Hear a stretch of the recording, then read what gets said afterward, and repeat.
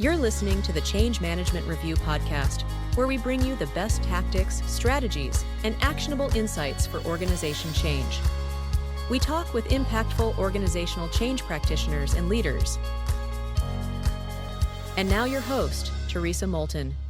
Hi, welcome to the Change Management Review podcast. My name is Theresa Moulton. I'm the editor-in-chief of Change Management Review, and I'd like to introduce you to our guest today. Michael J. Lopez is the founder of Michael J. Lopez Consulting and lead researcher behind Rethinking Change Management 2026, a census-weighted national study of 1,000 U.S. workers examining what the people on the receiving end of change say they actually need. The study's findings challenge foundational assumptions of change management practice, including its anchor finding, zero overlap between the five resources organizations most often provide during change and the five resources workers say they need. The study was covered by USA Today in April of 2026. Before founding his firm, Lopez spent 20 plus years leading transformations from intelligence community operations centers to Fortune 500 boardrooms, including senior roles at E&Y, KPMG, Booz Allen Hamilton, and Profit.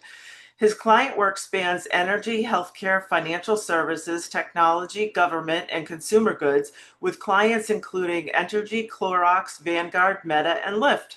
He is the author of Change, 6 Science-Backed Strategies to Transform Your Brain, Body, and Behavior, which grounds change practice in the neuroscience of behavior. He is a LinkedIn top voice and host of Top Voice Tuesday, and began his career as an intelligence officer in the U.S. intelligence community. So without further ado, I'd like to welcome Michael Lopez to our show. Thank you, Theresa. It's great to be here. I'm excited to have the conversation about all sorts of dimensions of change. We got a lot to talk about. Yes, and as I was sharing with you earlier, I was so happy to receive your submission because from a selfish perspective, I've been wanting to actually do some research on the folks that are impacted by the change versus all the different, change consultants that we ask what works. So tell us how you got your study, your idea for your study, and how it came about and all that good stuff. Yeah. I think like you, number one, I've been in this industry for a long time, and I've been a deliverer of what I would call traditional change management. I've been a recipient of it, and I've been a referee and a sideline participant in all sorts of ways. And I think we from inside the industry have seen firsthand the way some of these concepts work in practice, some of the way they maybe fail in practice, what the theory tells us versus what we actually see. And, we've been quoting a set of statistics around change for a long time, whether it's the famous McKinsey 70% of all transformations fail to, a lot of other really good work and studies that have gone on. And for me, I decided that the one thing we were missing was the voice of people who most experience the frustration and the success of change on the ground. And so that became part of my journey. You mentioned my book. I wrote that about a year and a half ago, which was really about the science of change at the individual level. What happens to us at the microscopic level when we try to do anything new in our life, whether that's a relationship or fitness or anything in between. And then that served as a bridge to kind of my thesis for years has been, we know so much about the human body and the human experience and how humans adapt. And we show up to work and we forget these concepts, and that people are people and they're real people, and they come with all sorts of asymmetric experiences and yet some predictable patterns. And so I wanted to go ask those people what they needed and what they were experiencing. And so that became the motivation that started the study, which was, we kicked it off in about the fall of last year, and the findings came out early this spring. Wow, that's fantastic. And what were some of your findings that surprised you the most? Yeah, there's a lot of them, and you just mentioned the zero overlap question. It's kind of the flagship finding from the study. I knew intuitively when we asked this question, it was very simple. List the top 5 things that you get from your organization when it comes to change, and Hmm. then list the top 5 things that you actually need. And Mm, I figured there would be some distance between those two lists. I was not prepared for the fact that there was no overlap whatsoever. There was zero overlap. wow. And, what you would expect from companies were emails, communications, training, Right. which is, these sort of things are all fine. I'm not criticizing them. They're Sure. they're they're fine. All of the traditional, what I would call change management playbooks, town halls, leadership communications, newsletters, all of those things. And yet what people were describing they needed were far more experiential: time, Mm, space, experience, mm, experimentation, the ability to fail, the the the the sort of ability to make productive mistakes in ways that they could then get feedback from leaders, watching leaders go first. All of these things that wow. we've seen from, I would say, the real human experience. It's not Hmm. about the push that we get from the organization. I think the push has been helpful. I would call it necessary, but not sufficient. Because at Hmm. the end of the day, a real human being has to sit in front of a computer or in a meeting or stand in front of a room or interact with a colleague in a different behavioral pattern. And they need time to work through that. And, back to my book, we talk a lot about time and repetition as part of the learning experience. And, Mm, again, I think nobody's ever changed from a 30-minute training session online or even a, right. sort of a weekend workshop. Those things are great to spike some motivation, but they don't sustain you through the real experience of change. So that was the biggest shock. I think I knew it was coming, but I didn't know it'd be that dramatic. Yeah, that's amazing. And it it reminded me as you were talking about it of the fact that we're all about the human side of change, but some of the things that we do aren't really human. No, no. And I They're think they speak, static. yeah, they speak to the ability of the organization to measure the volume of Yes. activity as a proxy for real change. And we, of course, Yes. know that the human experience of change is, number one, it's not linear.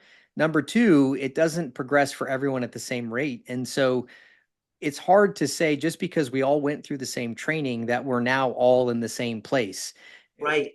We take a group of personas and we take middle managers and we pretend that this group of 500 people, maybe across a several thousand person company, that if we give them the same experience, they'll be in the same spot. And we just know from the science of change that that's not true.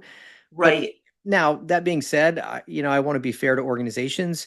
You Sure. can't hyper customize everything. So I'm not Right. suggesting that that's the answer. Although with AI now, we have a chance to really do some customization in ways that I think are Yes. cool.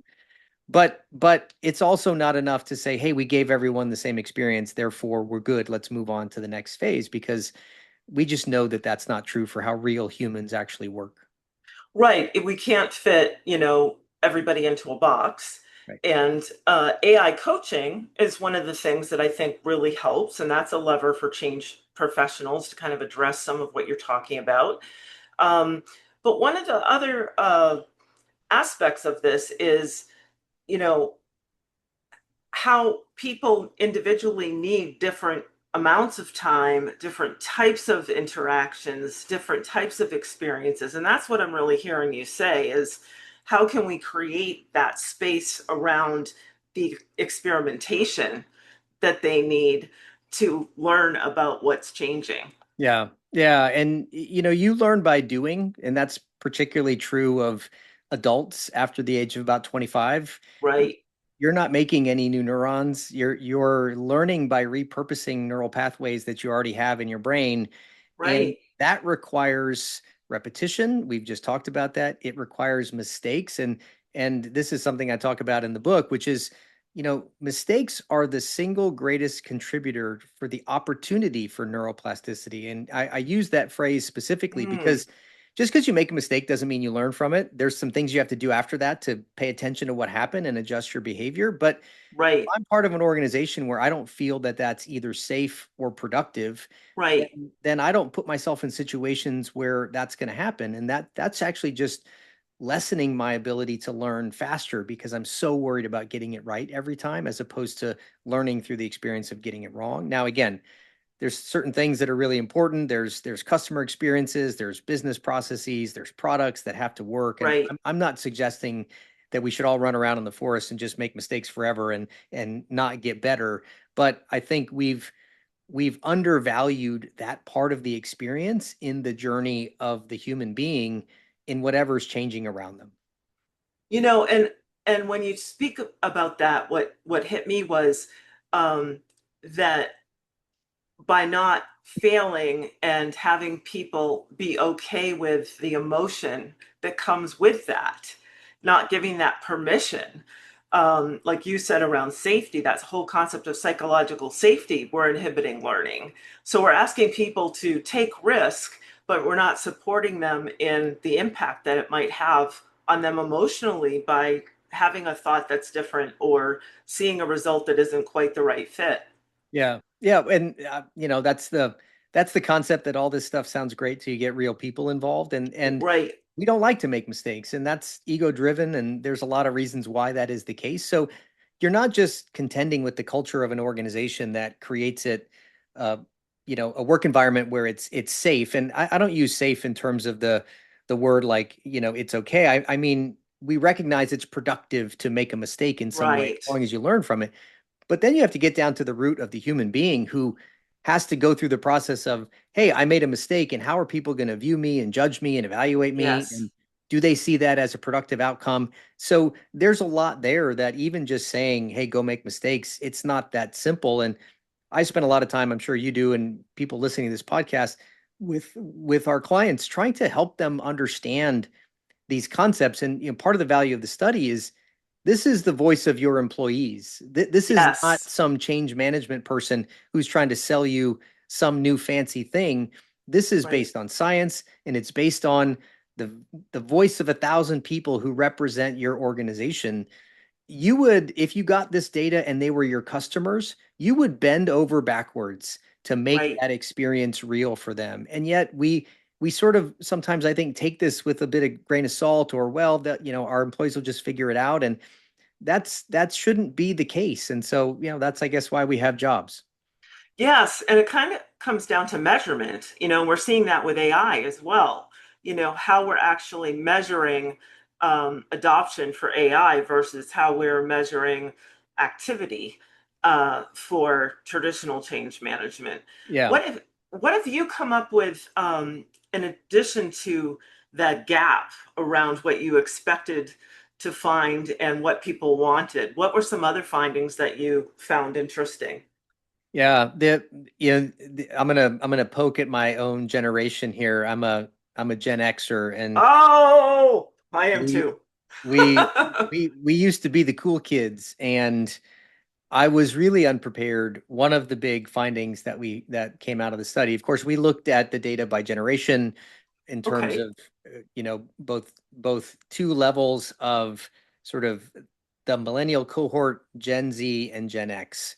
To right. be fair, we did not do a lot of 65 plus evaluation of boomers. We just did that. So please don't take offense to that if you're in that cohort. That's just the way we sliced the study. It's census weighted, so that's how we looked at it.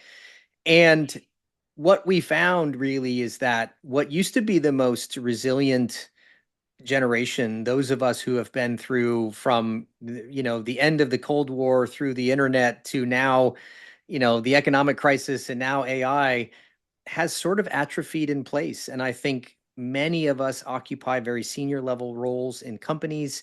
Mm-hmm. And there's a bit of a do as I say, not as I do experience happening, Mm. where I think, and actually on my podcast, we're going to talk about this Gen X career crisis and what we're all going Oh, through, which is you're either inside of a big company and you've been a tenured executive and you're leading the strategy, but you're not a doer anymore, or you're someone who's been maybe a career manager facing the end of your career and now looking at a layoff in front of you because you haven't accelerated, and now the machines are going to come take your job. And I think there's a bit of a sideline experience that I was not prepared for. I thought hmm. that the resilience and the know-how and get it done and figure it out index that we've had for years seems to have, not for everyone, but seems to have, as a cohort, withered away. And where Mm. I think that plays a role is pretty interesting, because we all grew up in the in the traditional change management world with those top 5 things that we talked about, right? Very Right. top-down driven, push-oriented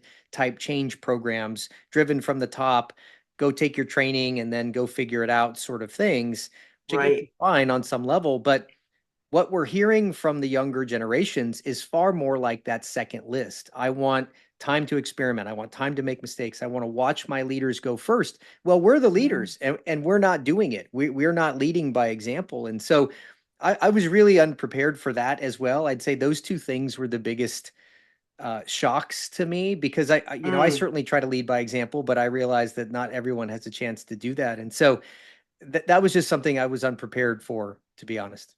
Yeah, it's interesting. The Center for Creative Leadership came out with a study recently that talked about the learning leader and how in the AI era that is so important for leaders to get off the pedestal and to embrace everybody and make mistakes with them Yep. and kind of take everyone on the journey of we're not going to know the answer because it's a moving target, but let's try it together. Let's experiment together. So it's very interesting to me. Your data is very current. It's very interesting to me how it aligns with some of the leadership data that has come in. Yeah. Yeah. And so I think we get this really interesting, I think, challenge to the organization or back, which is those of us who grew up in this old world have this bias for now designing change programs that look like what we were used to, not the more Right. organic, hands-on, ground level kind of ground game of change that's required to sometimes go person by person to make sure that experience is working for that individual. And again, there's a balance here. We can't hyper customize everything, but I think what that lends itself is this real tension of a whole set of generations, the younger generations that are basically raising their hand saying, you're asking us to change. We're not getting what we need, and yet you're expecting us to go faster. And we're seeing this with a lot of the AI pilots now, which is, hey, here's, you've got Claude or your fancy Copilot, extra enterprise version. Go do something efficient. Go change your job. Go solve a problem. And Right. people need more than that. I mean, that's what they're telling us. I think that's why the returns are starting to be less than desirable. We're seeing a lot of companies pull back, and it's not entirely a generational issue, but there's a reasonable relationship between the fact that the senior leaders who grew up in a certain way of doing things are struggling to adapt to the much more agile, adaptable, flexible way that AI is introducing change. And they're expecting people to do it the way they did, which is just cut your Yeah. teeth, figure it out, and go make something happen. But we're hearing a very different story from that younger generation. Yeah. That makes a lot of sense. So, from the data and your interpretation of it, what do you think the most powerful driver of change is today for change practitioners to leverage? Well, I think my bias goes back, and this isn't just a cheap way of peddling my book, but I do think it goes back to understanding what's happening to us at the microscopic level when we Hmm. try to change and understanding the roots of the science and biology behind the human experience, how our brain operates, how our brain learns, how our brain Hmm. tries to predict outcomes, how to leverage the science of motivation with multiple starts and stops, and how to navigate the messy middle, what it means to actually go through a learning journey and Hmm. what is the amount of time it takes to do that, the productivity of mistakes and creating a culture where Mm. people feel like they can go do that and point that in a productive direction, which by the way requires leadership to Right. co-sign those mistakes. And if you've got a Gen X cohort like ours that are expecting you to be perfect, well then these are the kind of practical realities that I think we've struggled with as an industry for a long time. And I guess I would put it in those terms, which is there's been a lot of great theory that has driven the change management industry for a long time. And it started with Cotter, and it's moved through, the ADKAR process and all of those things. And I think each of those evolutions served a really utilitarian need at the time. And I think what Hmm. we're seeing now is a real gap between the theory and the practice of change at the ground level because AI is just making this so personalized and so pressurized for companies and people that we can't just paint a paintbrush over the organization and expect everyone to move at the same rate. So that I think is our call to action. I wouldn't call it a challenge as much as I'd say for every change management professional out there, it's really it's really on you to help really two ways. Number one, help the leadership of organizations understand what's really needed. And this is not the easy button. This is not Right. this is not the traditional change. This is not just communications and training. We are so far past that in terms of what people need. So number one, Yes. you've got a hill to climb with challenging your clients to think differently, Yes. and then leveraging the tools to provide as much personalization at the point of change, which is the person, as you can. And, I think this industry is ready for that moment, but it's been my crusade to shine a light on that and hopefully get everyone to rally behind a cause to go make that happen. Wow. That was really that you said a lot in that, and I got a few ideas from it. One of them was, you know, in our profession, to deal with the personal stuff, we've really focused on Bridges' model around personal transition, not personal transformation. And I think what you're highlighting is we're really talking about personal transformation. And the other thing that came to mind was around helping our leaders let go of older behaviors that really just aren't working right now. You know, they've got to let go of some of their ego, some of the things that they have relied on in the past with their explicit authority. Yeah. And then I think the third thing that came to me was just some of the reading I've been doing in the AI world around how this change today is more about identity and personal, the psychological piece of it. You know, I can see the power of the neurological piece, and then with the psychology of it, those two really coming together at the personal level, and someone's really going through it. Yeah. Yeah. I would argue that change has always been about identity. And I think, Yes. and so I'm agreeing with your point, but if we go all the way back to immunity to change and the sort of Right. ego-driven brain and your own journey, every change that has ever encountered you at work on some level has, I wouldn't say threatened, but hopefully made you question your Yes. role, your value, your position, your contribution. All of those things are good things, by the way. We should be prompting and disrupting our own patterns internally. That's really what my first book is about. It's about building the skill of prompting yourself to transform on your own without waiting for something to happen to you extrinsically, because we know when that happens, we experience it far more negatively than if it comes from within us. And so, to my point earlier, I think what AI is doing is really uncovering something that's always been there, but we just kind of glossed over it, I think, at times because we were so focused on business outcomes, and for good reason. Again, and I say this a lot, and I just want to say it again, particularly for this audience. Our industry is full of really hardworking, good people who care about their clients. They care about their Yes. customers. They are doing God's work in trying to move people Yes. through a journey, but that doesn't make us free from the self-evaluation that is required to help us get better. And we don't get to say we're doing it right and then say 70% of all transformations fail. So Right. we've got to find a different playbook. And my hope is that in here is the roots of that conversation. I haven't gotten it completely right for sure, and there's still things I'm learning on my journey, but hopefully it prompts a conversation for us to think differently about how we serve the people that we serve every day. Yeah, that's a great point. So, what would be some recommendations that you would give to change professionals in terms of shifting the narrative in the organization? Yeah. In the study, there's 10 plus there's actually 10 and a bonus one. So there's really Okay. more than that, but and I certainly won't give away all of them, but I talk about it in three groups, and it's really about the leader, it's about your executive team, and then it's about the organization. Okay. And the first one I would say for the leader, and this is absolutely important, and it goes back to something you just said a moment ago. We have to really help our leaders shed some old assumptions and biases and beliefs and help them change the way they talk about change Hmm. and start framing it as not this easy button experience where don't worry, this isn't going to hurt a bit. We've got it all figured out. We have the perfect plan. No plan has ever gone according to plan in the history Right. of time. So like let's stop pretending that it's going to be that. And so I think at first is sort of changing the way you talk about it, The second thing, quite honestly, is changing what you expect from the vendors that you buy it from. And I think this is a call Mm, to action for us.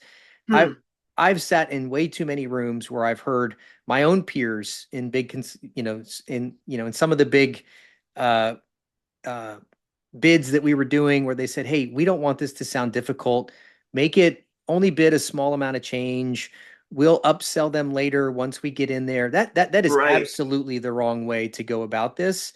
We Mm-hmm. need to be intellectually honest with our clients and with ourselves and start being willing to say the quiet part out loud. And Mm, if we're going to ask our CEOs and executive teams and our buyers to do that, then we should challenge them to say, "Hey, if someone's showing up to you and they've got the same five-phase process that you saw 20 years ago, that's not enough. That's not good enough anymore. And you should call them out for that. And you shouldn't believe a word that they say.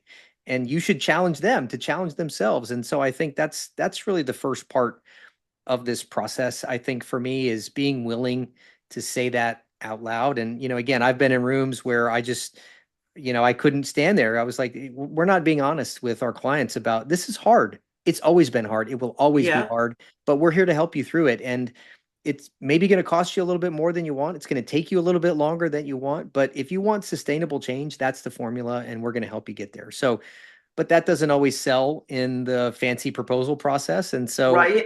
me, I think it's just important to say that out loud.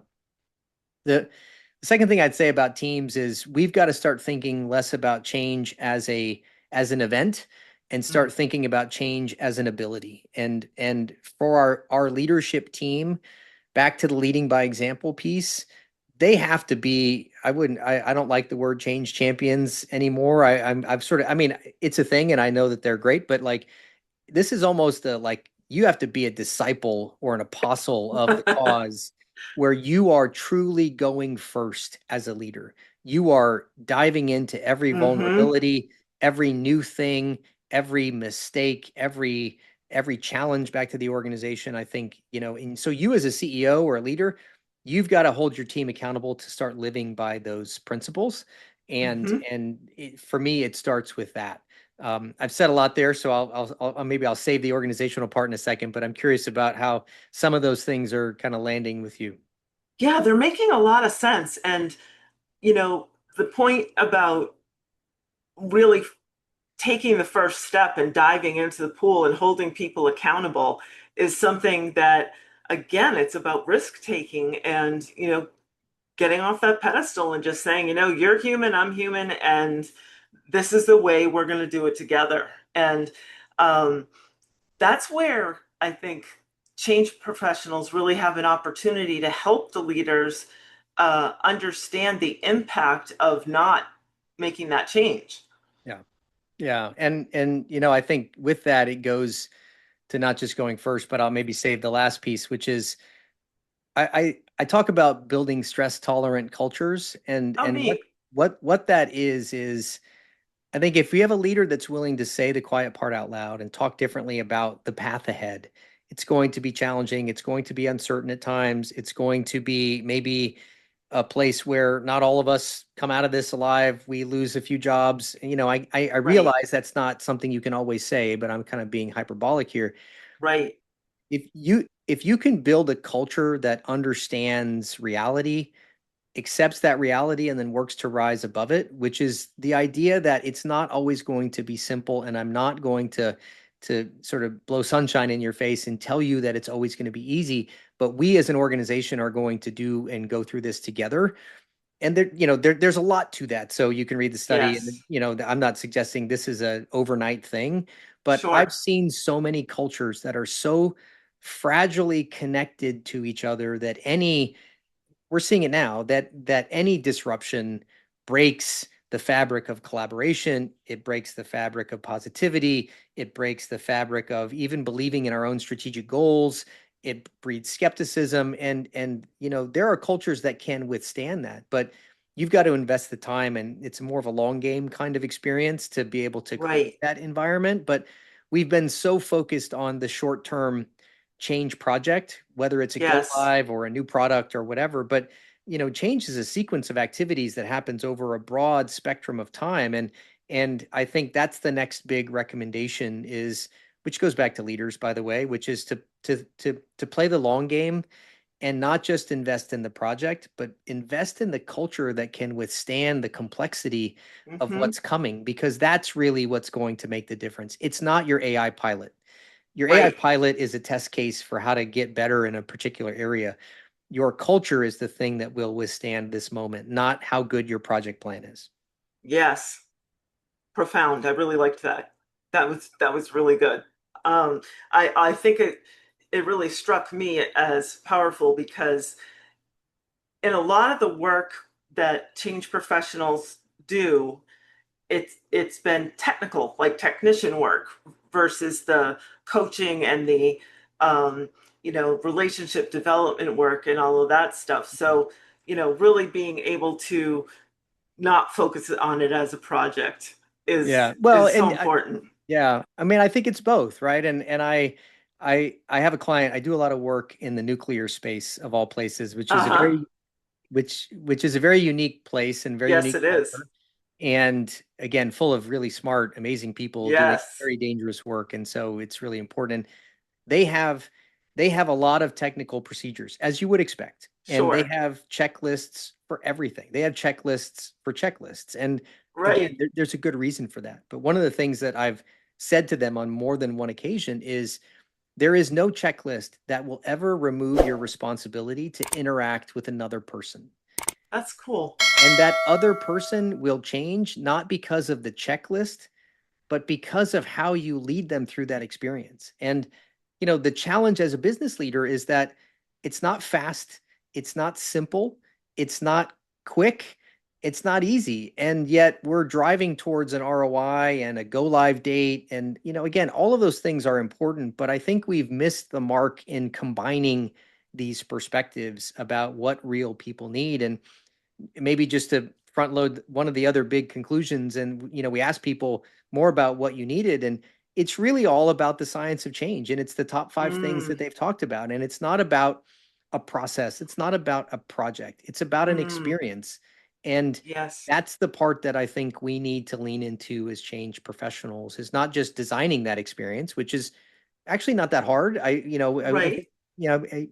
we all kind of know what works for people. Yeah. The challenge is getting the organization to accept the resource, time, and commitment of that long game experience. And that's where I think our next big hurdle is as an industry. It's not about knowing what we do. I think the data tells us what we've probably already Right. intuitively known. It's about getting leaders and companies and the buyers of our services to finally acknowledge that this is the way we need to think differently about it. Yeah. Well said. Also, as you were speaking, the word authenticity came up for me. And really, when you say the soft talk or the stuff out loud, Yeah. it really hit me that we really have to kind of take the mask off and have leaders and change professionals really just say this is the reality of what the journey is like. Yeah. Yeah. I had I mean, maybe tell a little story. When I left from EY to KPMG, and this is maybe too much to say, but I'll say it anyway because I'm not using any names. I walked into a proposal. We were doing some big SAP proposal or something like that. I actually wrote this in my book, so somebody's going to find it anyway. And I had been there for about 4 days, and kind of same place, Big Four, different logo, different colors, but kind of the same Yeah. environment, of course.